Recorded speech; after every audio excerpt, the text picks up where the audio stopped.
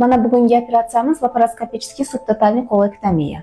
Patsientimiz 2002-yilda, yosh qizcha, hali bizga kelgandagi murojaatlari o'sha bir kunda ichning 5-6 marta kelishiga va axlatni qon va yiring aralash ajralmalar bilan kelishiga shikoyat qilib kelganlar bizga.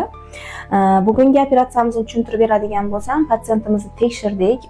Kolonoskopiya orqali tekshirganimizda ichakni rektosigmoid sohasidan boshlangan, ya'ni yara, eroziv yaralar, qizarishlar, yaralarning boshlanishi rektosigmoid sohadan boshlangan va ichakning ko'tariluvchi sohasigacha, ya'ni ko'tariluvchi sohasi tinch, ya'ni u yergacha hali zararlangan to'qimalarni ko'rmadik, ya'ni yaralar uchratilmadi shu sohada. O'shaning uchun ham subtotalniy kolektomiya qilib stoma chiqarish taktikasini qo'lladik. Laparoskop usulida bo'lib o'tdi operatsiyamiz. Bugun patsientimizda stoma chiqarish amaliyotini amalga oshirdik. Stoma восходящий, ya'ni ko'tariluvchi ichak sohasidan chiqarildi.